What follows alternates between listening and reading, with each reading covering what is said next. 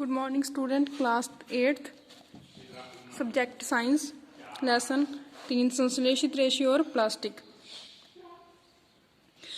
हम जो कपड़े पहनते हैं वो बहुत सारे कपड़े होते हैं, वो प्राकृतिक रेशों से बने होते हैं, जैसे कि कपास, ऊन और रेशम से।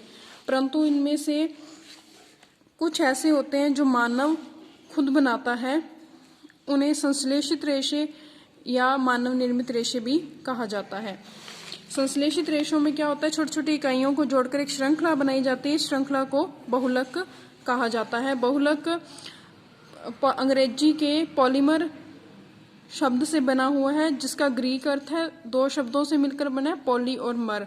पॉली का अर्थ है अनेक और मर का अर्थ है भाग अथवा इकाई। अतः पॉलीमर या बहुलक बहुत सी इकाइयों को दोहराने से बनता है। अब उसके बाद है संश्लेषित रेशों के प्रकार। सबसे पहले है रेयॉन। रेशम कीट से प्राप्त किए जाने वाला रेशम, सबसे पहले इसकी खोज चीन में हुई थी, लेकिन चीन ने क्या था, लंबे समय तक इस राज को गोपनीय ही रखा था। रेशों से प्राप्त कपड़ा बहुत महंगा होता था, परंतु इसकी सुंदर बनावट से प्रत्येक व्यक्ति को मोह लिया जाता था। 19वीं शताब्दी के अंतिम छोर में वैज्ञानिकों ने रेशम के समान गुणों वाले रेशों से प्राप्त करने की सफलता प्राप्त हुई। इस प्रकार का रेशा कास्ट लुगदी के रासायनिक उपचार से प्राप्त होता है और ये रेशा रेयॉन अथवा कृत्रिम रेशा कहलाता है। क्योंकि जो रेयॉन था वो प्राकृतिक स्रोतों अर्थात कास्ट लुगदी से प्राप्त किया गया था, इसलिए इसे मानव निर्मित रेशा है। यह रेशम से सस्ता है, परंतु इसे रेशों से समान बुना जा सकता है और ये कई रंगों में उपलब्ध है। रेयॉन को कपास के साथ मिलाकर इसकी बिस्तर और चादरें बनाई जाती थी। ऊन के साथ मिलाकर कालीन और गलीचे बनाए जाते थे। नेक्स्ट आया नाइलॉन।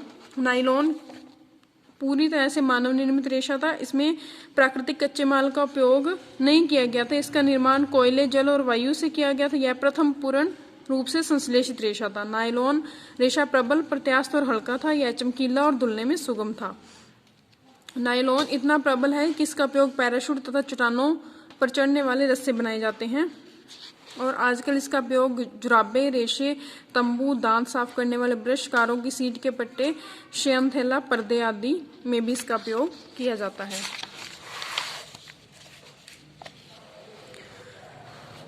आगे आता है प्लास्टर एव एक्रिलिक। प्लास्टर एक अन्य संश्लेषित रेशा है। इसे रेशे से बने कपड़ों को आसानी से सिलवटें नहीं पड़ती और ये सपाट रहते हैं। ये धुलने में बहुत ही आसानी से धुल जाते हैं। इसका उपयोग पेट, पॉली एथिलीन टेरेली, यह बहुत सुप्रचारित प्रकार का पॉलिस्टर है। इसका उपयोग बोतलें, बर्तन, फिल्म, तार व अन्य प्रकार के उपयोगी उत्पादों के लिए किया जाता है। तो अन्य जो है, हम जो सर्दियों में स्वेटर पहनते हैं अथवा शॉल या कंबलों का प्रयोग करते हैं, यह दिखते तो हमें ऐसे हैं कि ये ऊन से बने होते हैं, परंतु ये पूरी तरह से ऊन से ना बनकर एक्रिलिक से बने होते हैं। यह सस्ती होती है तथा विभिन्न रंगों में उपलब्ध भी होती है। इसके बाद है संश्लेषित रेशों के गुण धर्म। जो संश्लेषित रेशे होते हैं ये बहुत शीघ्र सूख जाते हैं, हल्के होते हैं, कम महंगे होते हैं और इनके रख रखाव में आसानी होती है। ये ज्यादा इनकी देखरेख नहीं करनी पड़ती।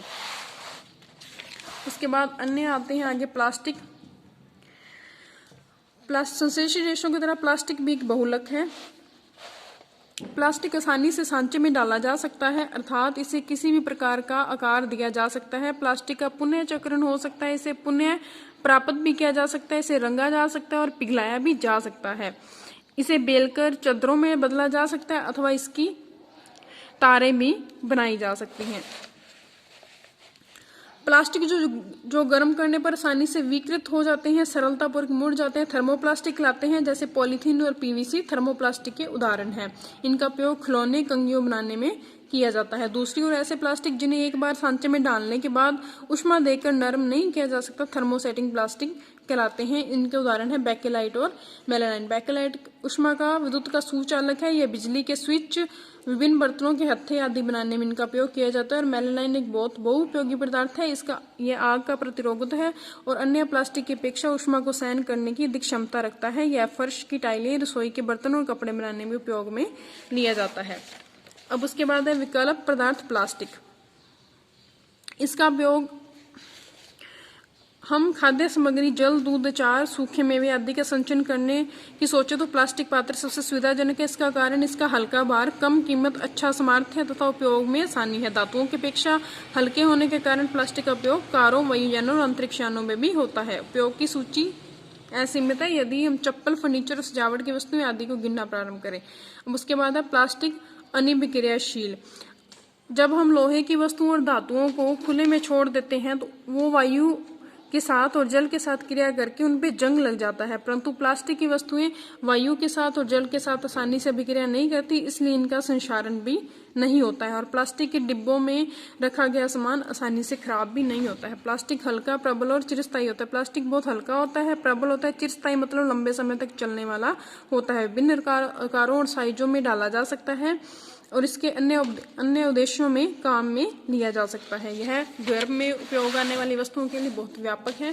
प्लास्टिक एक कुचालक है, यह विद्युत का कुचालक है, इसलिए इसका उपयोग बिजली के तारों को प्लास्टिक से ढका जाता है और खाने वाले पात्रों के हत्थे भी प्लास्टिक से बनाए जाते हैं ताकि वो जल्दी गर्म ना और उनको पकड़ने में कोई ऐसा दिक्कत ना हो। अब आगे आता है प्लास्टिक और पर्यावरण।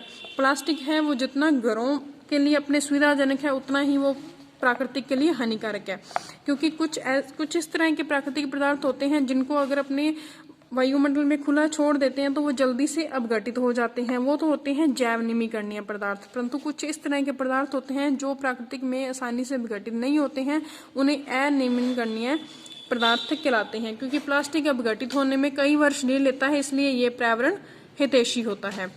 यह पर्यावरण प्रदूषण का कारण बनता है। यदि इसको जलाया भी जाता है तो ये जलने में लंबा समय लेता है और बहुत ही हानिकारक विषैली गैस उत्सर्जित करता है। इसलिए हमें जितना ज़्यादा कम इसका उपयोग हो सकते करना चाहिए और एक पर्यावरण के लिए हमें 5R सिद्धांत को अपनाना चाहिए। इसका उपयोग है रिड्यूस, रीयूज, रिसाइकिल, रिकवर और रिफ्यूज। इसका मतलब है कम ही उपयोग करना चाहिए, पुनः उपयोग कर लेना चाहिए, पुनः चक्रित करना चाहिए, पुनः प्राप्त करिए और उपयोग न करना। यह आपका लेसन 3 कंप्लीट हो चुका है।